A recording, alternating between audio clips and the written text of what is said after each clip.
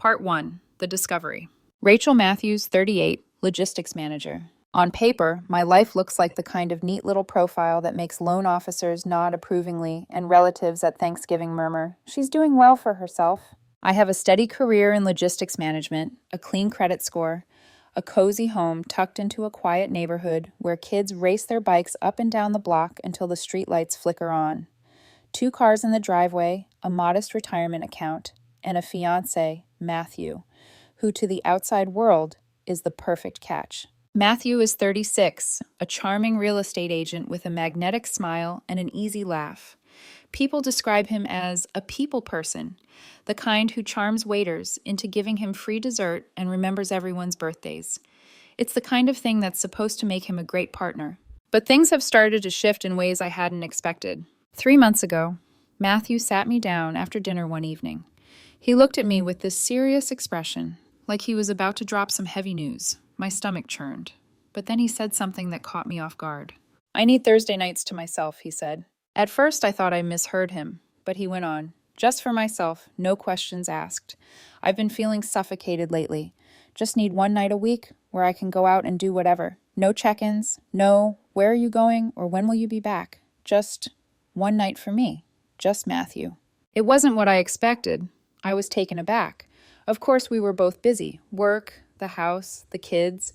But a whole night to himself every week? No questions, no demands. Something about it didn't sit right with me, but I tried to be understanding. I agreed, even offered him Friday nights too. I wanted to be supportive. Matthew smiled like he was relieved. He kissed me, called me amazing. But the more I thought about it, the more I realized something felt off. He seemed way too happy about getting 2 nights off from his family. I tried to shrug it off at first. After all, everyone needs their space, right? But it was the little things. The way he started showing up late on Thursdays, smelling like wine and perfume. He'd say he was out with friends, catching up on life. Yoga classes, book clubs, that sort of thing. It seemed harmless enough until I started noticing the changes. New lingerie kept appearing in the laundry, lingerie I didn't recognize.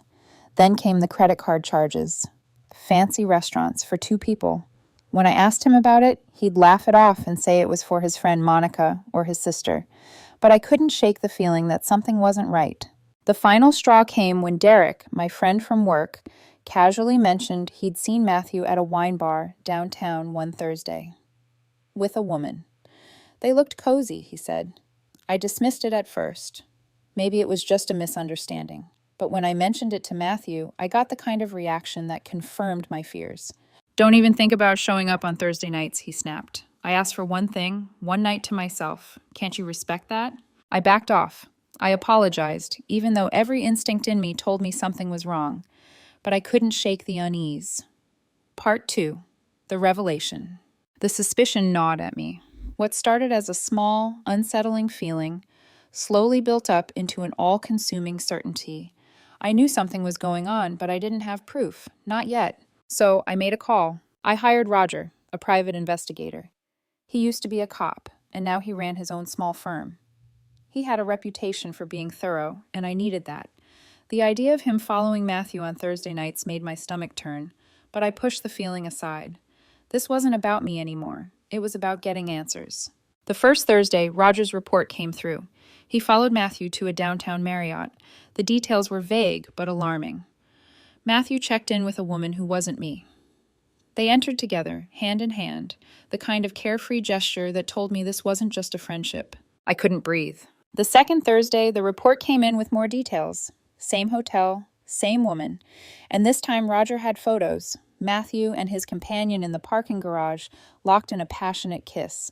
It wasn't just a fleeting moment of affection. It was obvious. They were having an affair. My hands trembled as I read the report. My world was crumbling, but I still had no clear answer. The woman's face was blurry in the photos, but Roger had done his homework. She was someone named Natalie. She'd been involved with married men before. I stared at the name on the report. It didn't matter who she was. What mattered was the fact that my fiancé was lying to me, week after week. The third Thursday's report confirmed everything. Roger had managed to track her down.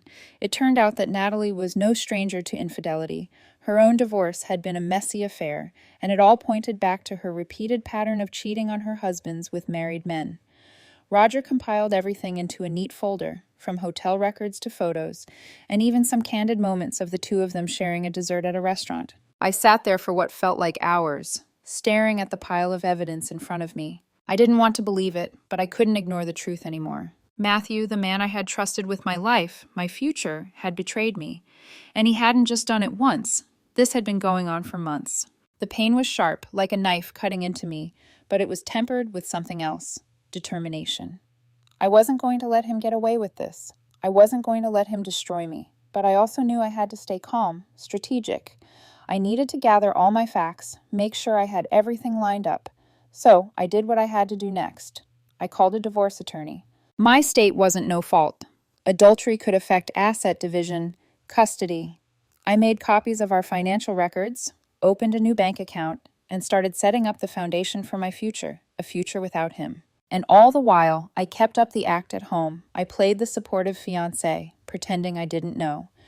The role was becoming harder and harder to maintain, but I did it because I knew I was going to need every ounce of patience I could muster for the storm that was coming.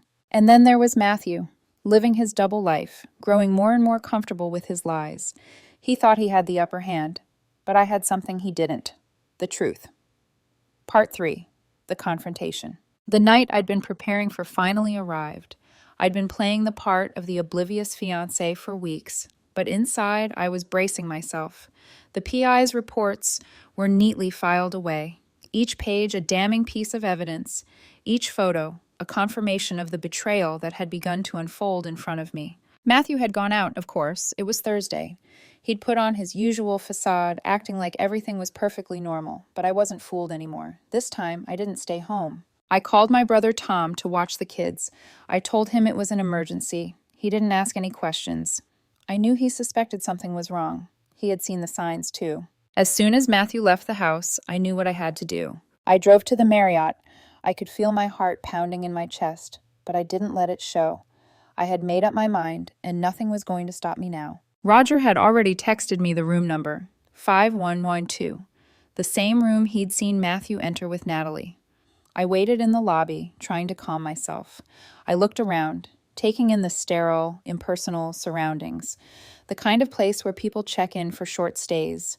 But I wasn't here for a quick visit. This was the moment of reckoning. After what seemed like an eternity, I decided to head up. I wasn't going alone, though. I'd called Jessica, my sister-in-law, to come with me. She's a paralegal and insisted that I have a witness. She'd been supportive throughout this, offering quiet encouragement when I needed it. We got to the door and I knocked. I could hear movement inside, followed by whispers, the kind of awkward silence you hear when someone's been caught off guard. Then Matthew's voice, panicked, defensive. "Rachel, what are you doing here?" he asked, voice shaking. "I'm here to talk, Matthew," I said calmly, trying to keep my voice steady. "Open the door." He hesitated. I could hear shuffling behind the door, footsteps retreating as he tried to find an excuse. But I wasn't backing down. "I'll call the front desk if you don't open the door," I said. "You're not going to get away with this." The door cracked open slightly, and there she was, Natalie.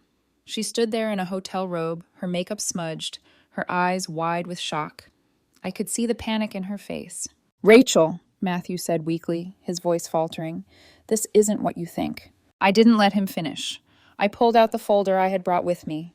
Photographs, hotel receipts, timestamps, everything that proved what had been happening every Thursday night.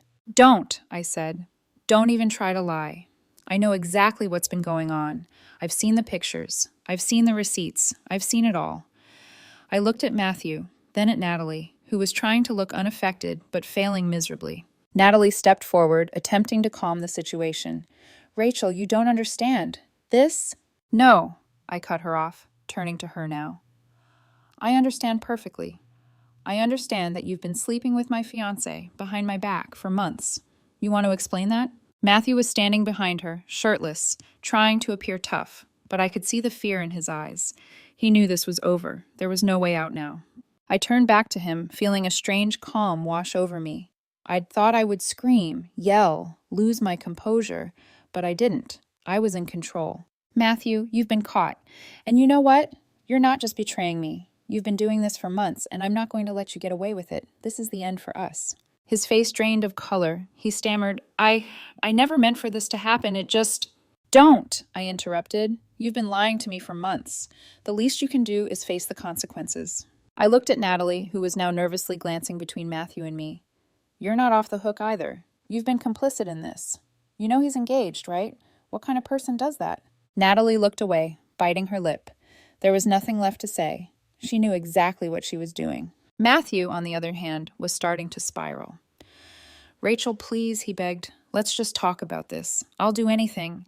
I've already made my decision, I said firmly. We're done. And with that, I walked out. I didn't look back. The next morning, I got a call from Matthew. He left a voicemail, sounding desperate, asking for another chance. But I knew there was no going back.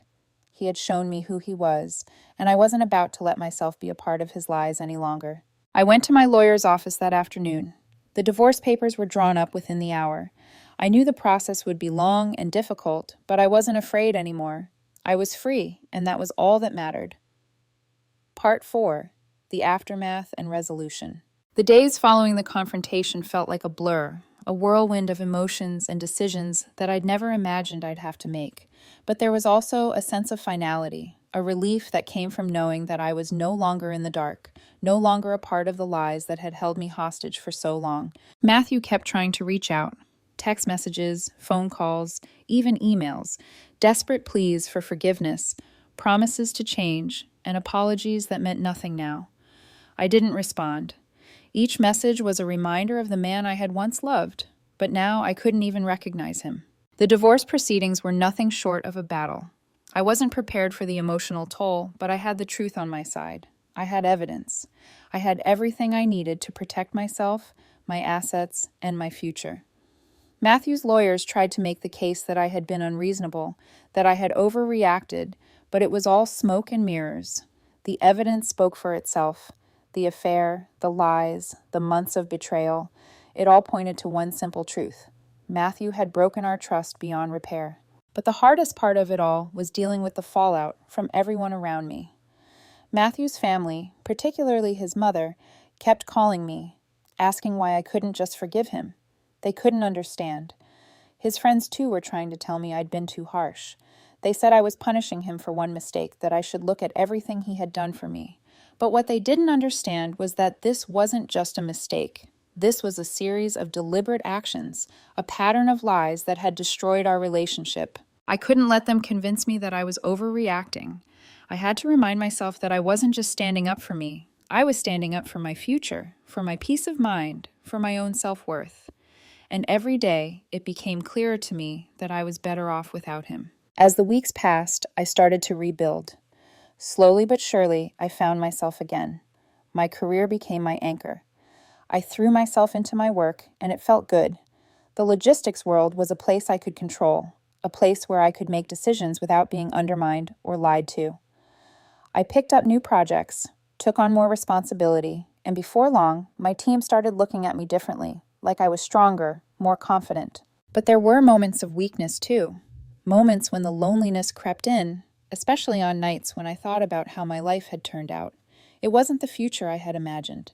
I had imagined growing old with Matthew, building a family together, sharing the quiet moments that make a marriage last. But now, all I had was the reality of what he had done. Still, I wasn't going to let that destroy me. I began to focus on the positive things, my health, my friends, and my own sense of independence. I started doing things I hadn't done in years, going for walks in the park, spending more time with my family, taking weekend trips. One of those trips was to a small beach town a couple of hours away. It wasn't a grand getaway, but it was peaceful. I spent the weekend there, alone, just thinking. It was during that trip that I realized how far I had come. I had taken control of my own life again. And the more I reflected on my time with Matthew, the more I saw that I had given so much of myself to him. Too much. He had drained me, emotionally, physically, and mentally. But now I was learning to fill those spaces with things that mattered. I had a future that didn't depend on him, and the best part, I was doing it on my own terms. Meanwhile, Matthew's world was falling apart. His attempts to win me back became more frantic. When he saw that I wasn't budging, he tried to reach out through social media, posting cryptic messages that hinted at his regret. But it was too late. His new relationship with Natalie had fizzled out too. It didn't surprise me. People like Matthew didn't change. One evening, I received an unexpected message from Matthew's lawyer.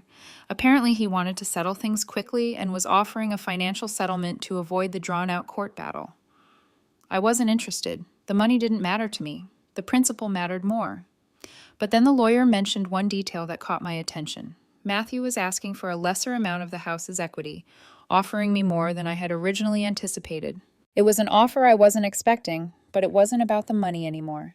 It was about Matthew realizing that his actions had consequences, that he couldn't just expect to get away with everything. I agreed to the settlement, finalizing the terms of the divorce. As for Matthew, I heard through mutual friends that he had left town shortly after the settlement was finalized. He moved across the country, away from everything he knew. The rumors were that he was seeing someone new, but I didn't care. I wasn't following his life anymore. In the months that followed, things settled. The kids were doing better. They were seeing a therapist, learning how to cope with the changes. It wasn't perfect, but we were getting there. Then, one day, I got a call from a number I didn't recognize. It was a man named Marcus. He introduced himself as Natalie's ex, and my heart sank. But what he said next was unexpected. "I think I owe you an apology," he said.